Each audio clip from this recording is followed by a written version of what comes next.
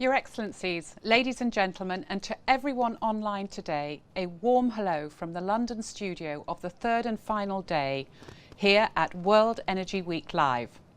As the 6th Secretary General of the World Energy Council, it is my great honour to welcome the address by His Excellency President Tokayev of Kazakhstan. Dear Secretary General, distinguished panelists, participants of the forum, ladies and gentlemen, I am very glad to welcome you all today to the 14th KAZENERGY Eurasian Forum and the World Energy Week. I am inspired by the historic nature of this event as, for the first time ever, the World Energy Week takes place in Central Asia. Kazakhstan has been home to ancient civilizations and vibrant trade routes. Throughout our history, Kazakhstan has seen political, economic, social, and cultural exchange between East and West, North and South. This week, Kazakhstan again becomes a meeting place for decision makers and influencers from more than 90 countries. With around 30 days before the pivotal COP26 climate conference in Glasgow, we have come together to take stock of what has been achieved so far and to discuss our vision of the common future. When it comes to our national priorities and commitments, I would like to state that Kazakhstan has been and will continue to be a firm supporter of the global efforts to combat climate change and its causes. Our country stays committed to the targeted action under the Paris Agreement. By 2060, Kazakhstan will reach carbon neutrality. It's a very challenging goal, especially in the context of the national energy balance. More than 70% of our energy comes from fossil fuels, and we have heavily relied on them to satisfy ever-growing industrial and consumer needs. But this situation is changing. The world has entered a new phase of development. New technologies dictate a global energy shift from fossil fuels to renewables, hydrogen and nuclear.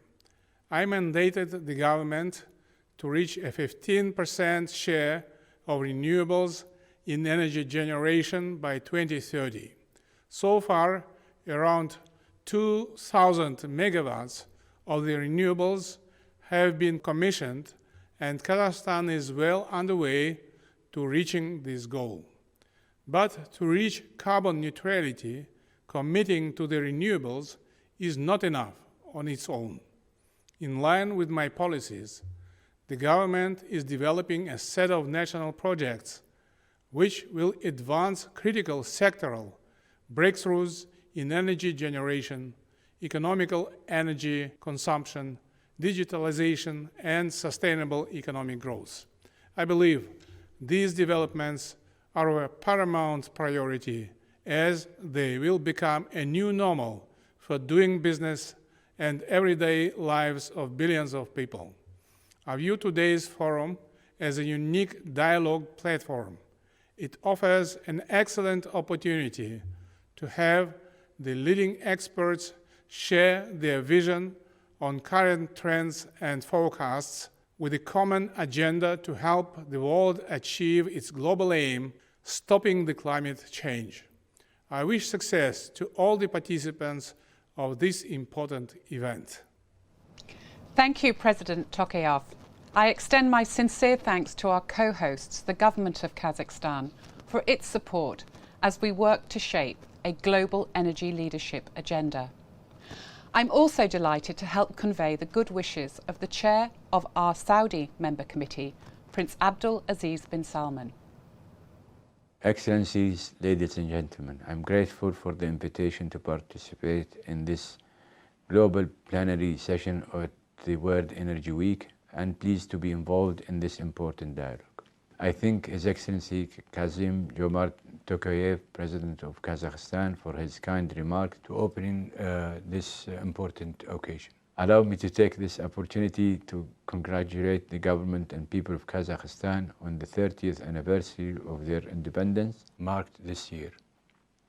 The Kingdom of Saudi Arabia and the Republic of Kazakhstan have long enjoyed mutually beneficial relationship, and the energy sector has been a significant area of growth in our trading and economic activities. I would also like to thank Kazakhstan and especially its Energy Minister, His Excellency Magzum Mirzagaliyev, for his participation and support in the efforts of OPEC+, which have helped bringing stability back to global oil markets. The theme of this gathering is Energy for Better Lives, which is an appropriate title. We all want to use energy in a beneficial, sustainable and efficient way to advance economic progress and the well-being of our people and the people of the world.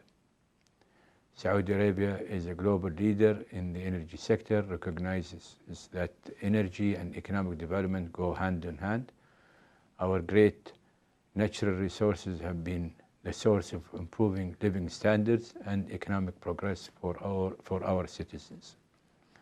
Our energy exports have also helped fuel economic development around the world, and we have shown responsible stewardship in preserving precious resources for generations of consumers. But with this energy leadership comes responsibility.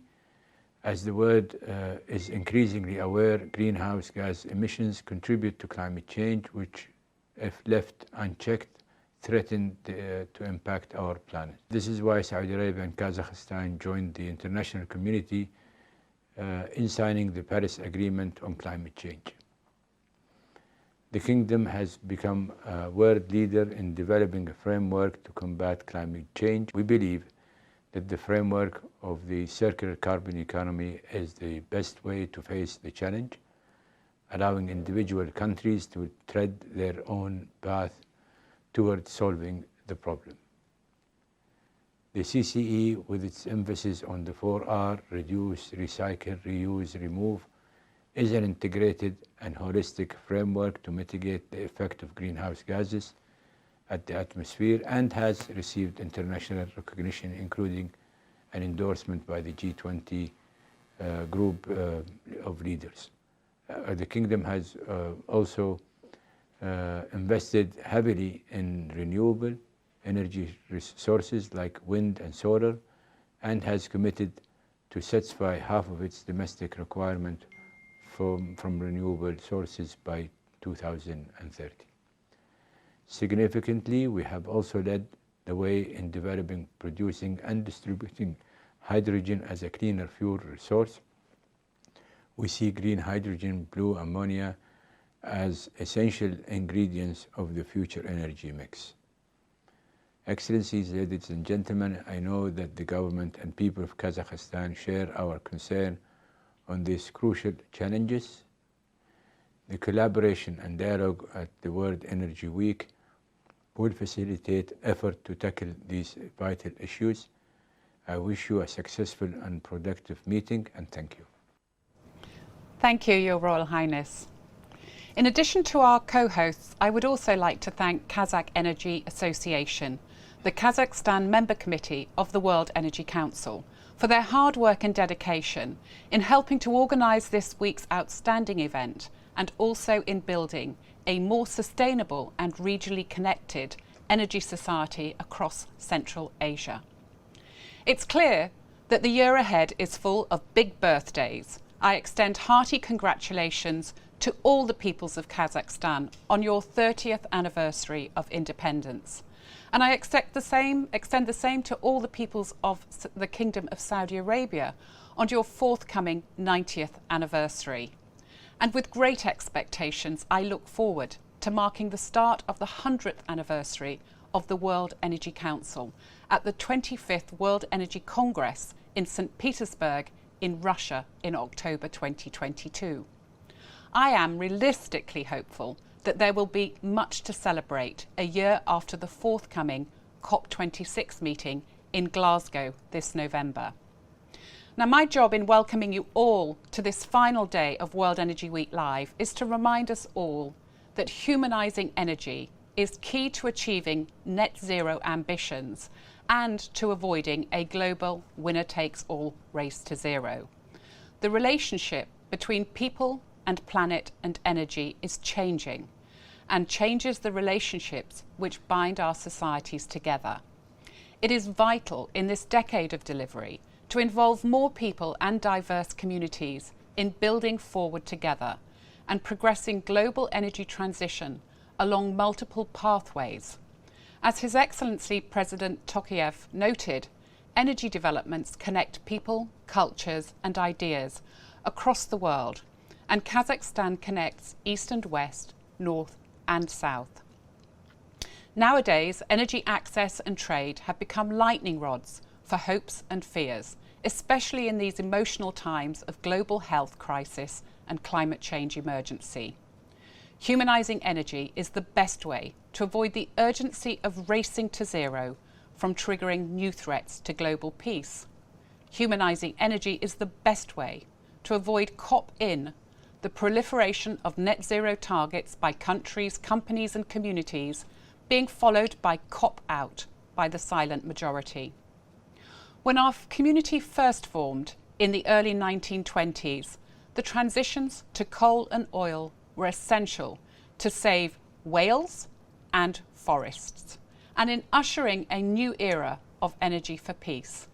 Societies were grappling to recover from a global influenza pandemic and about to experience a stock market crash, followed by a Great Depression. It all sounds horribly familiar. The transition from steam power to electrification and the promise of life at the press of a button helped to usher in an era of energy for prosperity, and the promise of clean and convenient energy uses has enabled better quality lives of billions of people worldwide and needs to enable billions more better lives and a healthy planet. The recent COVID crisis has again exposed the extreme and increasing unevenness in basic and productive energy access within and between regions. Billions of people worldwide need more sustainable access for decent lives.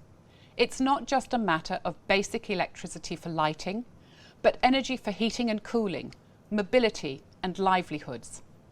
We have to get further than the United Nations Sustainable Development Goals by 2030, and we must also learn to adapt to a 1.5 or 2 degree centigrade world. In some places they say, if you want to go fast, go alone, but if you want to go further, move together. Our 100-year heritage in building a world energy community movement through different eras of energy transition is unique. Our legacy for pragmatism, common sense and forging middle ground is second to none. Convening, conversation, cooperation and creating change is what we do best. We do not predict winners or advocate for any country, company or technology. Instead, we build bridges between diverse energy situations, needs and interests of connected energy societies in nearly 100 countries. And it's our ability to join the dots that's essential in meeting the challenges of recovery from crisis, repairing our planet and renewing our societies, and in building resilience to future shocks. For example, one of our World Energy Insights tools, the World Energy Trilemma Index, was launched more than a decade ago. It enables individual countries and diverse regions to track inertia and progress in integrated policy performance and helps government to join the dots between energy security, equity and affordability and environmental sustainability. Today marks the media release of the 11th annual assessment and report, in which Kazakhstan ranks 40th place, moving up 2 places from last year's index. And we will explore this afternoon's Trilemma session the country which performed particularly well in terms of energy security and energy equity. By looking at how countries achieve year-on-year improvements, it's possible to learn with and from each other. Such collaboration is increasingly important in today's climate of ever-increasing polarisation. As I said, we've learnt a lot in 100 years. We've learnt energy technology transition always involves societal disruption and transformation.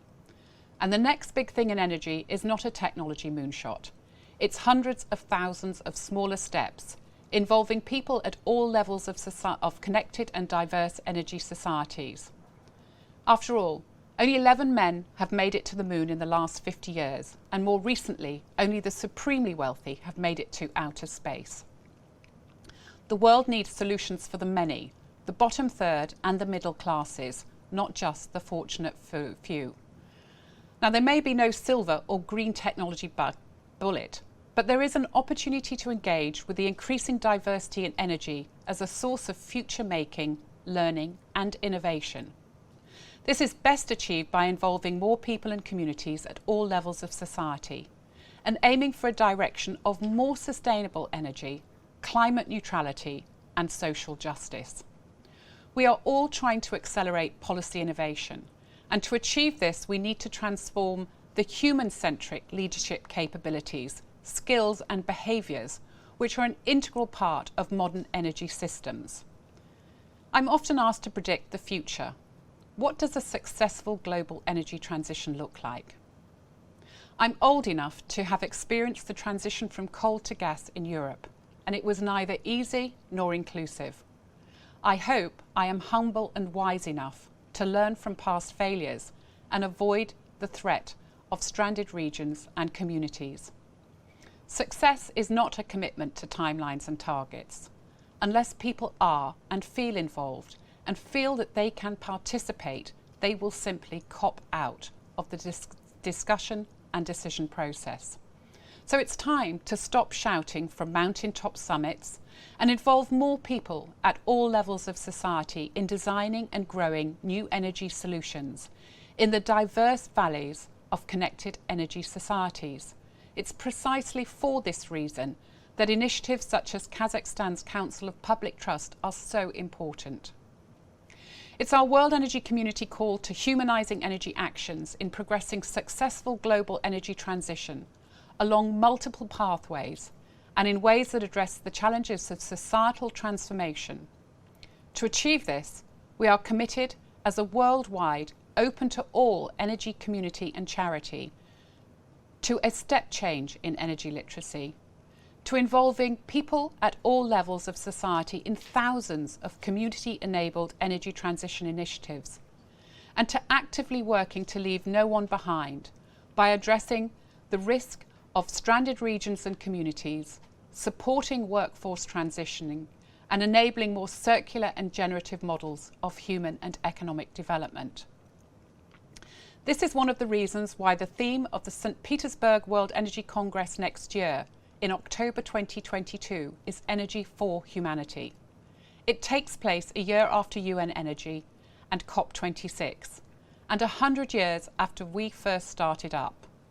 It will provide an opportunity to showcase achievements from across the world on humanising energy for people and planet. Through the launch yesterday of our partnership with BBC Storyworks, we've already started sharing real and human stories of energy transitions from across the world. So let me conclude with an invitation to see you all at the 25th World Energy Congress on Energy for Humanity in St. Petersburg in October 2022.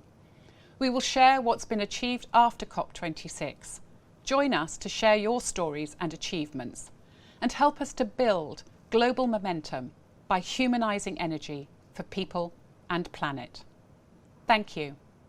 Your Excellencies and Angela, thank you very much indeed for your keynotes and your address. I'm delighted now that we'll be moving across to our Nur Sultan studio, and we're welcoming to the platform His Excellency, the Minister of Energy for the Republic of Kazakhstan, Magzum Mirzagaliyev. Sir, I'd like to go to you and welcome to World Energy Week Live. Good afternoon, dear guests and participants of the World Energy Week. Let me first of all greet you at today's very important event. And I want to say that we are honored to host this event together with World Energy Council. Kazakhstan is the first country in Central Asia to be honored to host this prestigious event. In this regard, I would like to take this opportunity to thank the national committees of the member countries of the World Energy Council, as well as Angela Wilkinson personally, for their support of Kazakhstan in putting this important conference together. The agenda of our panel discussion reflects the most pressing issues facing the global energy industry today. Being one of the largest suppliers of energy resources to the world markets, Kazakhstan is also not standing aside from global trends, in connection with which I propose to look at the trilemma through the prism of the development of the energy sector of our country. As you know, this year Kazakhstan marks the 30th anniversary of its independence. All these years, energy has been and remains a key industry of the economy of our country. And the development of our energy industry can be divided into three stages.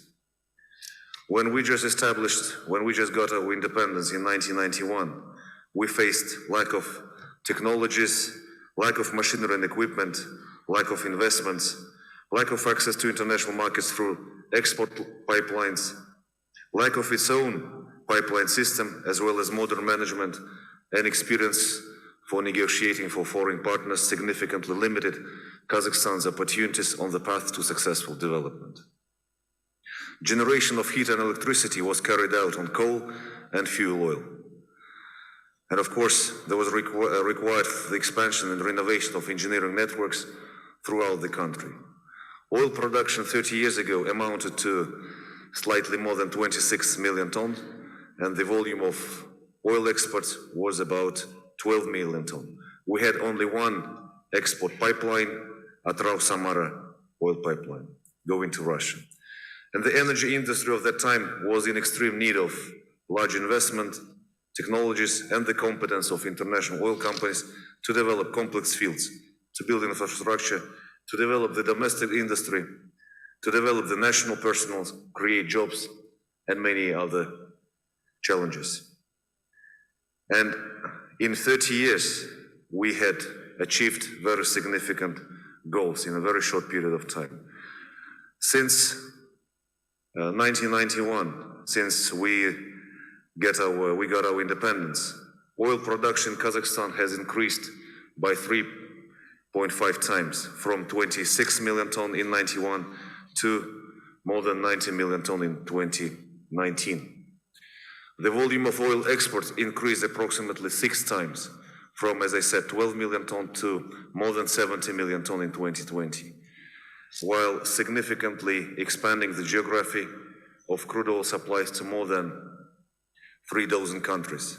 And now Kazakhstan entered the top 10 oil exporting countries according to OPEC.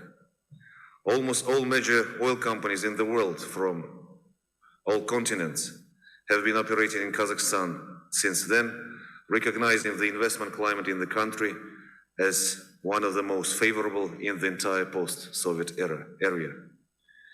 And during the years of independence, the volume of foreign direct investments in the industry amounted to more than $110 billion US. Due to investment in Kazakhstan, we were managed to build the new export routes like CPC pipeline going from Tingis to Black Sea, building the new pipeline, oil pipeline to China, gas pipelines to China. Large deposits of oil and gas were discovered, and development and production began at the Kashagan field offshore Caspian. The infrastructure for the production, processing, and transportation of liquid hydrocarbons at the giant Karachaganak field was established. Refineries were modernized to meet the country's domestic needs with high-quality petroleum products. And now we are, of course, in the process of establishing the new petrochemical industry in Kazakhstan. In addition, Kazakhstan ranks first in the world in terms of the volume of uranium production.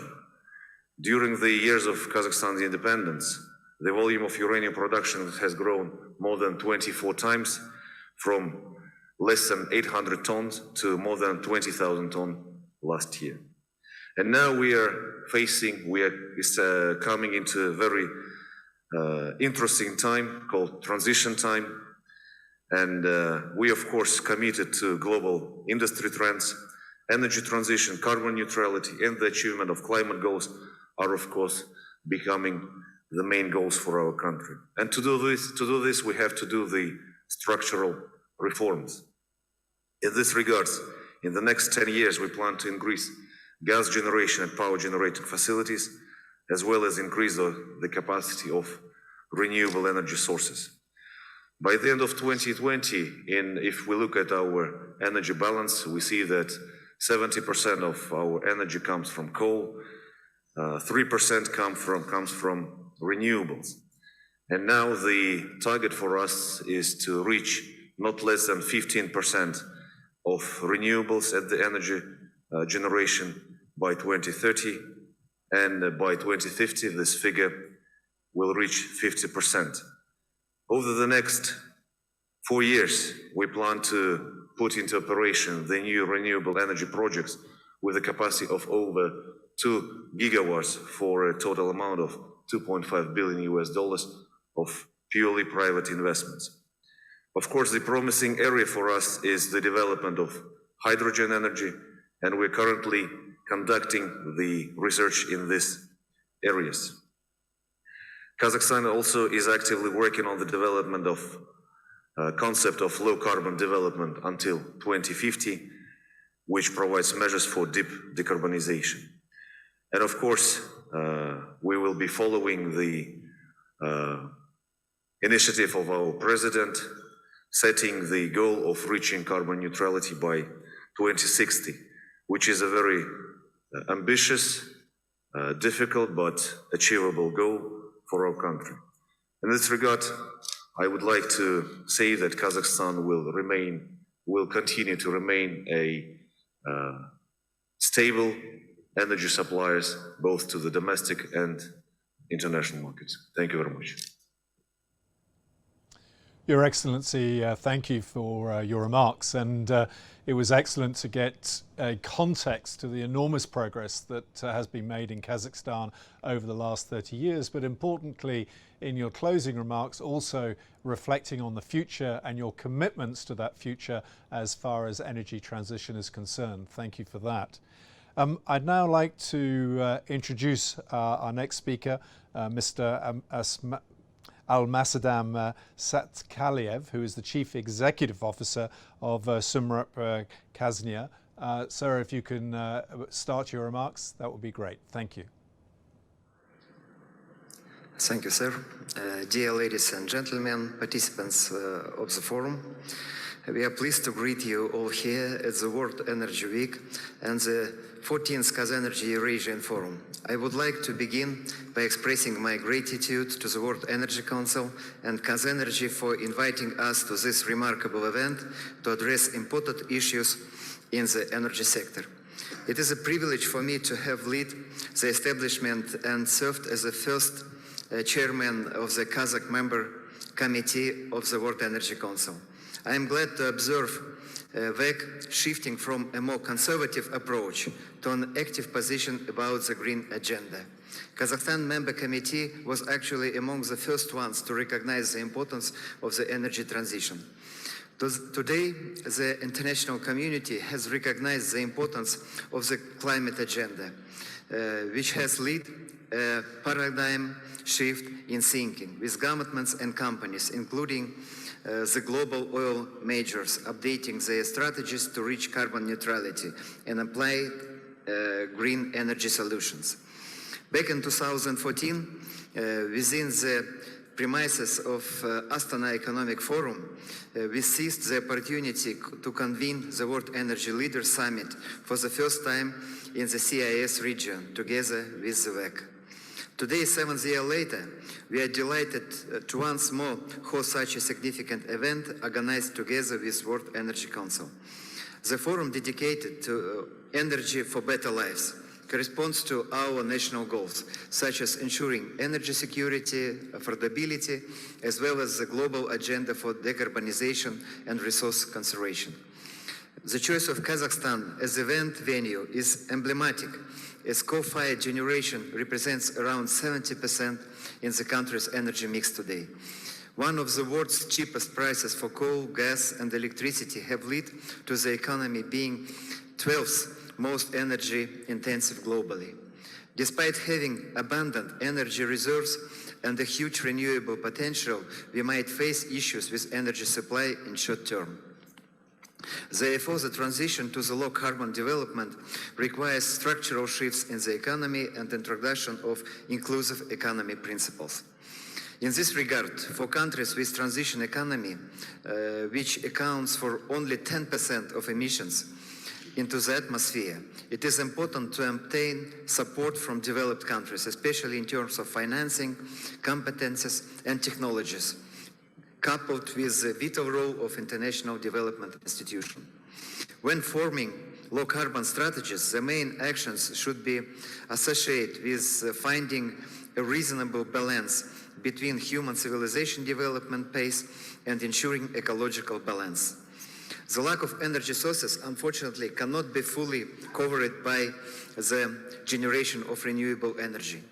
Rapid population growth, digital revolution, automation and electrification of various industries have led to a disruption in the supply of electricity around the world, as we have recently witnessed in China, India, Germany, Texas, and other places. Thus, for countries in such coal generation continues to be the main source of energy.